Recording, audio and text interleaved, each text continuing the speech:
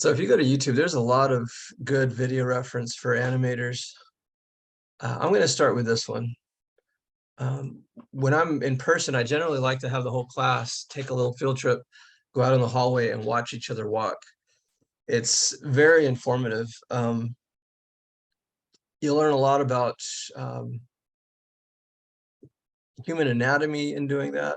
And I like this because a couple of reasons. It's got a grid on it.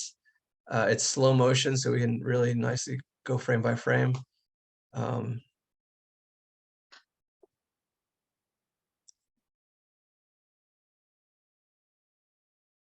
watch it again. So what I'm going to actually have you do is we're going to animate this from the front view and the side view like you see here. And we're actually going to make play blasts for the front view, the side view, and we're also going to add a third camera, which is going to be more of a perspective view. So you're going to show this character walking from three different views. Also, you're going to start from rest. You can see he's got both feet planted on the ground, and then he shifts his weight forward. He falls forward. In the side view, or I'm sorry, in the front view, you can see he shifts his weight over the planted foot. So I'm going to use a couple terms over and over, and I kind of use this a little bit with some of the other rigs that we were working with, but they really apply to the human rig. The planted foot is the foot that's taking the weight of the character. The passing foot is the one that's floating through the air. A couple of challenges that the students will have is confusing the left leg with the right leg, the left arm with the right arm, especially in the side views. So that's why you really want to be working have both views up at the same time and make sure you're selecting,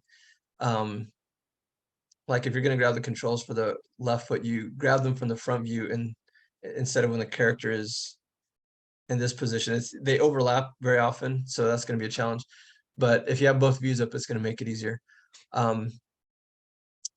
There's a lot that goes on in the mechanics of human walking.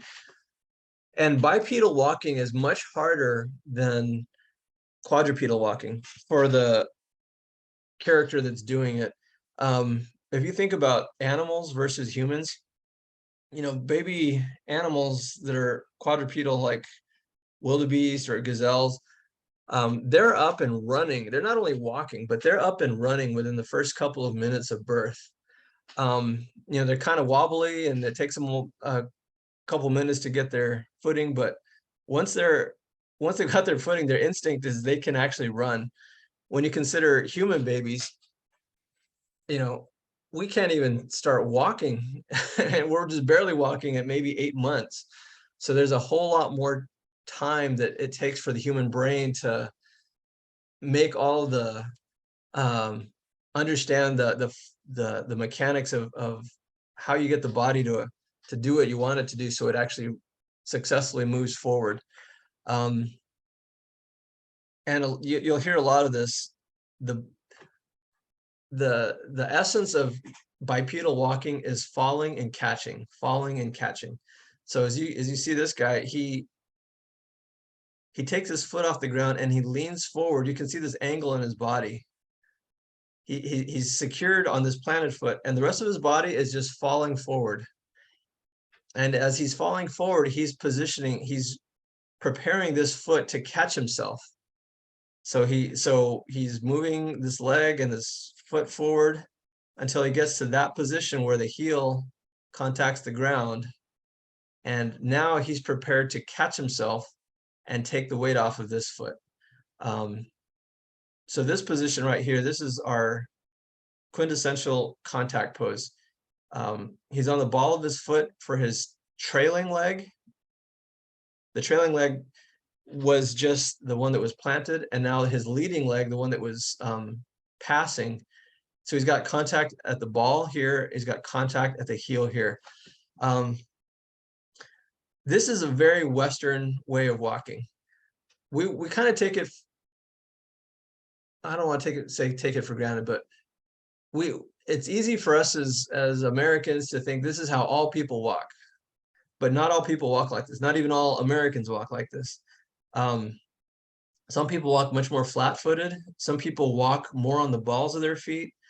And as you can imagine, someone who walks on the balls of their feet, they're going to have a lot more up and down. If we watch this guy, he does have some up and down. Watch this line here. His hairline goes up and down pretty clearly there. Someone who walks on and he's not even walking on the balls of his feet. He's heel striking first, and then his toes kind of overlap. They flop down and hit the whole planted foot takes the weight, and then he's up on the balls. Some people actually walk almost exclusively on the balls of their feet. So there's a lot of up and down. And people who are flat-footed have a completely different walk.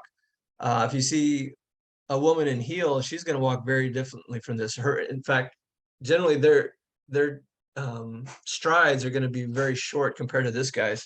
And that not only has to do with the heels that they're walking on, because it changes their position of their foot, but also very often it has to do with their clothing, their skirts maybe a little bit tighter. This guy's just wearing spandex, so he's loose to really take a bigger stride. So as we work up the body, we start with the oops, sorry, I'll get to her. I like to compare hers with his walk. Let me back up again.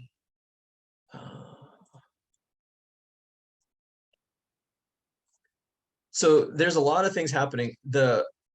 As he steps forward and takes the weight off of his planted foot, his body shifts. It has to shift over the planted foot, and the new planted foot. And I hope I can show this to you clearly. So the challenge that we're working with here is this is a front view, but it's not a true isometric front view.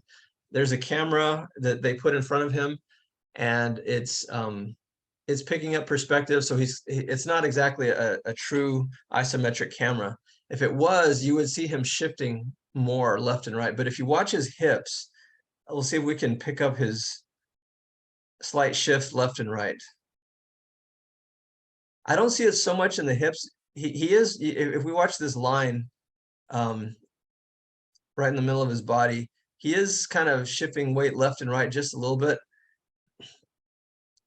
We don't see as much left and right weight shift at his hips as we do in his upper body. Watch this again and look for that weight shift in his upper body. You can see his shoulders are really rolling back and forth. There's a lot of shoulder sway. But also, you should be seeing that there's rotation happening at the top in all three axes, actually.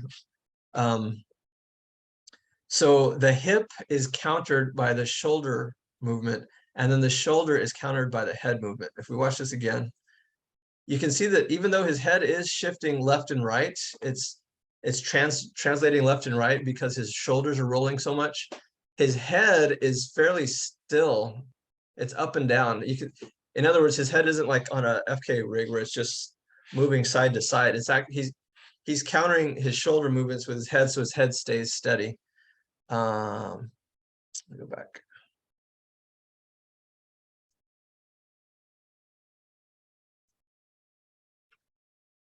So again, his hips are countered by his shoulders, and his shoulders is countered by his head. Another counterbalance that happens is with the, I mean, it's part of that.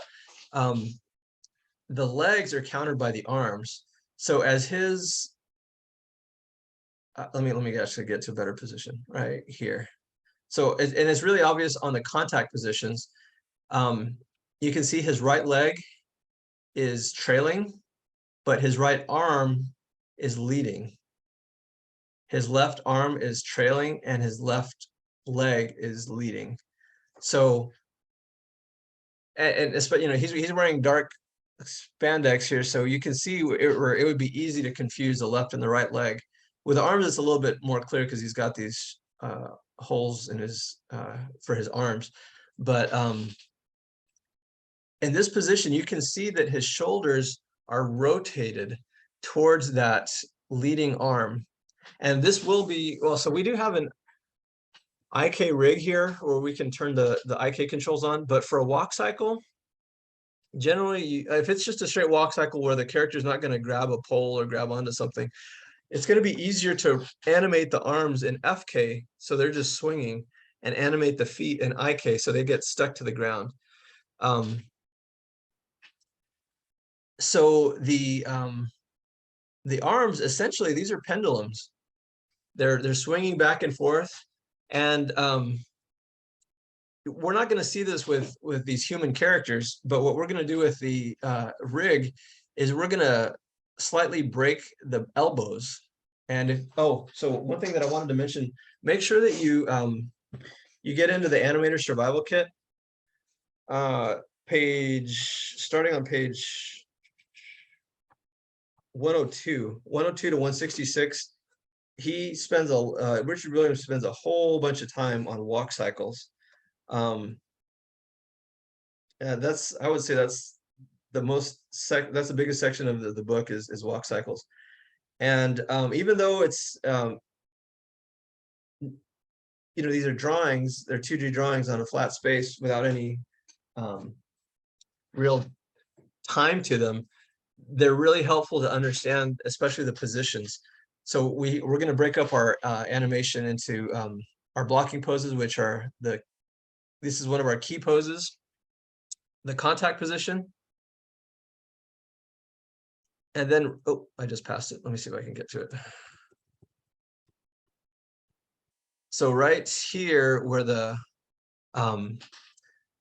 passing position, both arms have gathered back in the center of the body, and this passing leg, this trailing leg is now becoming the leading leg.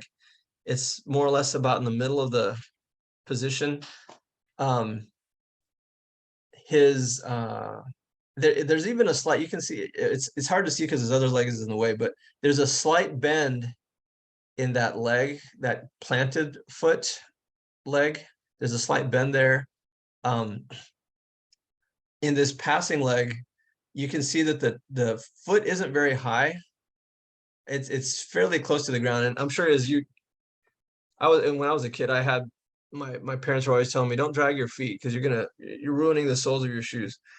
It's really easy for us to drag our feet because we don't, as humans generally, especially Western culture, we don't lift our feet very high off the ground. We just basically lift our feet up enough to clear our foot so it doesn't contact the ground. Something I'll say about the arms, as we watch from the front view, there's almost a figure 8 pattern in the way he's moving his arms. When they're in the front, they're kind of front and a little bit leaning either left or right because of his shoulder sway. But he, not intentionally, but we all do this, we don't slap our hips when we walk. We've accommodated our hips into our walk that we'll make it a point not to hit our hips. We move our arms out of the way so they don't hit our hips. And you can see he kind of swings his right arm out wider than he does his left arm. So when I had my students a couple years ago study each other's walks, and I got in there as well, one thing they pointed out that I was not aware of is I swing my right arm a lot more than my left arm, which I thought was really unusual because I thought, if anything, I'd swing my left arm more because I'm left-handed. But apparently that doesn't have anything to do with what hand you use. But going back to the elbows, as he recovers that, well, we're almost to the end of his walk. As he's just walking through here, you can see that arm straightens out. We're actually going to go even beyond that and break the elbow. If you guys have ever seen someone like Ronda Rousey use an armbar and literally break someone's elbow, that's essentially what we're doing, but it's not going to feel so violent. If we do it right, it should just be felt and not seen. But we're just going to have a slight bend in the other direction, just like our chain with our pendulum. And that's, through the fingers as well. We're just going to get this nice overlapping action happening through the arm. And it's going to be subtle. We don't want to see it so much as feel it. But there's a lot to go into the walk cycle. The first, we're going to start with the legs and make sure that the legs are doing what they need to do. And then we'll work on the torso, and then we'll do the arms last. We'll get those into. So this is it's really important to know that we have to stay in stepped. The arms are going to work out really nicely with, like I said, with a FK rig, but you have to make sure that you are posing out getting the poses correct in the contact position, and then the the passing position. So those you're going to have you're going to key it at well, let me say this. We're gonna animate on 12s. So if it was just a straight looping walk cycle, you would start it at frame 1 in a contact position, and then frame 13 is your next contact position. So let's say this is frame 1, frame 13, and then frame 25. So that's essentially, that's 3 steps essentially. He's leading with one leg, he lands, and then he takes that, he ends up with that one leg. So if you so there's really 2 different walk cycles that we're talking about. There's a looping walk cycle that is used for like a lot for gaming animation, and then there's more traditional walks where the character is actually moving forward, and the feet are actually planting. In the looping walk cycle, the feet are actually sliding in place. The character is just standing in place. And like I mentioned to you guys, as far as the rigs, the master control for like a character like this is moved forward. Like you would animate the whole walk cycle in place in a looping walk cycle for like gaming animation. And then when you need to have it translated into place in games, they use the master control to position that where you want it to move, and you actually animate the master control as opposed to animating the root. With what we're doing, we're actually having the master control stay put, like I mentioned before. That brings your character into the scene, and you're animating the IK feet forward. You're animating the root at the hips. That's dragging the whole torso forward. So you're moving the whole body. So that's going to be a really important distinction. A looping walk cycle in place versus walking forward. The looping walk cycle is actually a lot easier. You have to be really careful with the splining, or I'm sorry, the walking forward, to make sure that the feet are not slipping. They should be planted at certain points, and then once they leave the ground, it should be floating through the air. But it gets to, once it hits the ground, it's got to stay in contact in that position. It can't be translating in the z-axis. Kind of like what I said with the ball bounce also, it's a lot easier to animate on one axis instead of down the x and z axis on a diagonal. It's just a lot faster. Just instead of trying to position your character to animate on a walk cycle on a z-axis, I'm sorry, on a diagonal, just reposition your environment so he's walking either on the x-axis or on the z-axis, and that's just going to be much cleaner, much faster for you. So that's this guy. So comparing his walk, let me look at her walk now. So, not all males walk like that guy, not all females walk like this girl. But what are some of the differences that you see between her walk and his walk already? The pelvic tilt is slightly different. Yep. There's a lot more hip sway with hers. What else? It's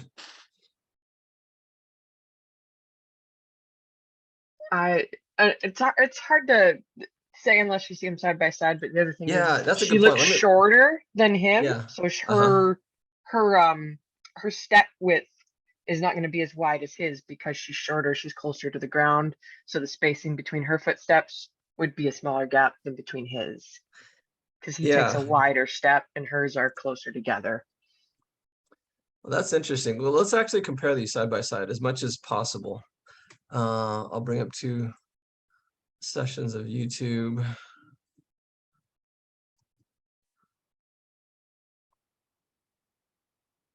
And then I'm gonna make this one her walk. Okay. Oops, sorry, I got ahead. This one kept walking. Go back. Okay. So I'm gonna see if I can. I won't be able to start them at the same time, but I'll try to get as close as I can.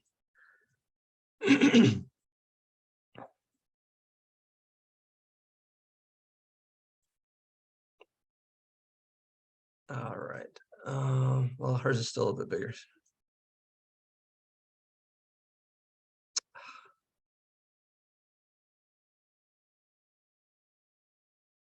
That's pretty close. Okay. Here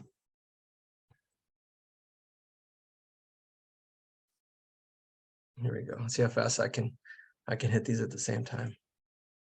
Not very good. Actually, let me start her first because she's delayed. Her walk is a little bit slower than his for some reason. So I'm gonna start her first. Oh, what happened? She's defiant. I hit the play, but it didn't didn't play it. There you go.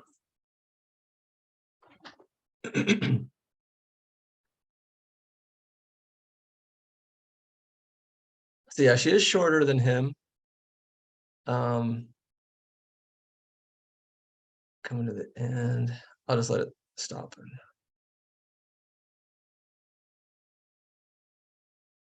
It was pointed out in one of my earlier classes that she does lean forward at the beginning, but as she's walking, she leans back a little bit. She almost leads with her hips, where this guy, he leads more with his shoulders. I kind of wondered that when you played hers the first time, but Mhm. because it looked like her shoulders were arching back, it almost makes me think of back in the day when women were forced to take etiquette classes and things like that, and posture Yeah. and the way you walked was part of it. And it Mhm. was supposed to be you're supposed to push your shoulders back and not slouch. Yeah.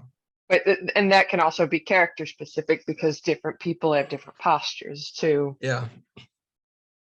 Yeah, well, at this initial fall forward, I mean, their angle might be slightly different, but it's pretty similar. They're both falling forward, but you can see that her head at her neck, she's kind of leading a little bit with her head more than he is. But then once they get walking, she almost sinks back where he's still kind of leaning forward the whole time. Also from the side views, I'm sorry, from the front views, that's where the hip sway left and right. She translates her hips left and right a lot more than he does, and her shoulders, they don't move nearly as much as his do. Her arms are more rested. There's not as much arm movement. He has much bigger arm swings. She does have some, but her arms are kind of fall back a little bit more, especially her right arm. Actually, focus on just her right arm. Let's see how far forward it goes. Yeah, it barely comes forward. The left arm swings a little bit more. Her right arm barely comes forward, where his are really big. He's got big old arm swings. Maybe that's more of a macho thing. I don't know. It is kind of strange. Like it seems like it's between 4 squares that the right arm of hers moves in and the left, it seems like she's picking it up a little bit more. But Mhm. it's kind of hard to think about it until you pay attention to yourself when you walk. It's like if she's used to Exactly. maybe carrying something in that other hand, it Yeah. might be used to being weighted. I notice I Yeah. freely move my left hand a bit more because it's usually Mhm. my free hand when I'm going somewhere. So it could just be a subconscious like habit or memory from what you normally do when you're walking. Yeah. It's strange the things people do. Yeah. Well, and when you think about it, I'm, we all have different life experiences too. I'm 47 years old. When I was 17, I herniated a disc, and that still bothers me to this day. That affects how I walk. I grew up watching just subconsciously watching my dad walk, and he has a terrible slouch. So all of his kids walk with this terrible slouch. Taller people and thinner people generally walk with more of a slouch. Shorter people walk generally taller. Um, so our body types vary. That they influence a lot how we walk. Injuries, our emotional state. If we're more confident, we walk taller. If we're intimidated, we kind of roll our shoulders. If we're sleepy, we drag left and right. If we're drunk, there's so many things that contribute to how we walk. And in saying all that, it's really fascinating to really study walks. And I hope you guys start, if you haven't already, as artists, haven't already studied just as a natural thing that you do. I hope you start just being observant of people walk, how they walk. But in saying all that, not to throw it all out the window, but for this assignment, we call this a vanilla walk because the walk is so complicated. We want to make sure that we get the basics, the mechanics down correctly. Not that it's a male walk or a female walk, but we want it to feel like it's mechanically walking. And when I say mechanically, I don't mean we want it to be robotic. We want to get the mechanics of it working correctly so that the physics work, so it feels believable. And then we can start, we have it down in Maya correctly. We understand what we're doing in the graph editor. We know what we need to, shift the weight left and right, rotate the shoulders, the hips, the head, all that stuff, the swinging arms. And then once we get a good understanding of how to do that, what I generally like to do, and today's the 11th. We might have time for this. I'm not sure. I mentioned in the beginning of class that I really like to have a second walk cycle that's a lot more fun. It's really exaggerated, and I call it more of a ghoul walk for Halloween, where you get to pick your character. In last year, we had long winter, so it was really easy. And let me show you, while I'm thinking about it, my favorite walk and this is one of the best walks that my students, actually, this is the best walk that my students have ever done. And this is also from Olivia Gottsman. Let me get back to where is it? I meant to have it pulled up already. But what was so informative is her video reference. She video recorded herself doing this goofy ghoul walk, and it was very well done. Let me see. All 20, I think it's this one. No, this one. Student work. Oh, that's not it. I keep forgetting. That was 2 years ago, not last year.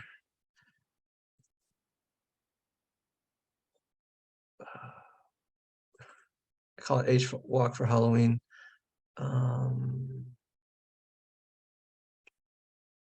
Where is hers? Here it is. Okay, so this is her reference.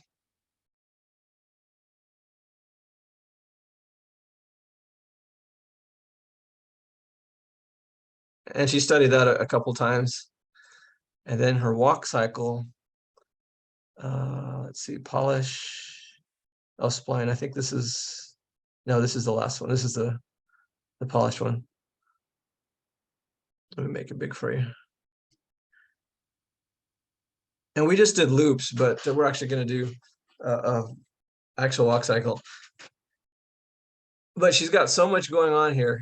And again, this is for the ghoul walk, not for the vanilla walk. So the drag on the arms, the overlapping action on the arms is really nice. The head is really nice. This crooked leg is really interesting. So I'm hoping, and again, it's not part of the normal assignments, but I think because we might be a little bit ahead, I do want to introduce this for you guys to make sure that even if it's not an actual assignment, it can be extra credit, because this is what's going to get you a job. A really fascinating, very entertaining walk cycle, not just your, I mean, you know, recruiters, they're going to see lots of good vanilla walk cycles, but to put your stuff over the top to get you the job, you want to do something like this that really pushes your character to doing interesting, entertaining things. Anyway, so yeah, that's shoot for that as your standard for the Halloween walk. But so as far as going back to Maya, with a little bit of time we have left, I put a video in the announcements that I called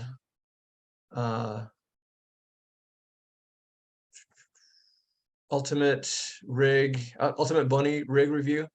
And that's, for the most part, I think I did what we were doing with this class. I might have done something a little different with the all button rig, because I actually used a script editor to create the all button in that one. If you want to learn how to do that, you can.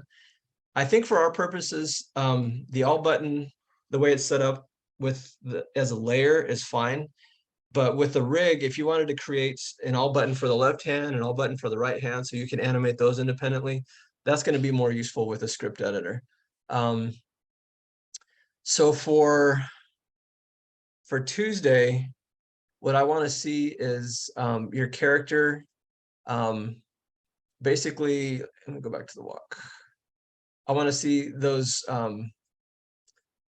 your breakdown poses, your keys and your breakdowns, so that your character is in that initial contact position right here. That's one pose that I have to see for Tuesday. And then the next pose is the passing position right here. And then the next contact position right there where he touches the ground. And then the next passing position. So you have 4 key poses to do for Tuesday.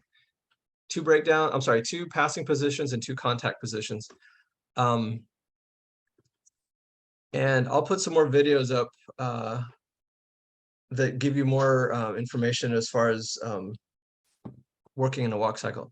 I didn't realize it's already 11:17, so I'm gonna go ahead and stop. And let me know if you have any questions, if you want to meet over about your pendulum or about the walk cycle. And we'll see you guys on Tuesday.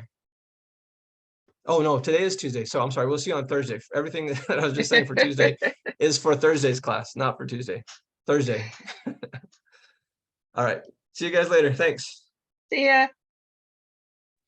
See y'all. I'll be in at 10 on Thursday as usual. Awesome. Thanks. See ya. Bye-bye.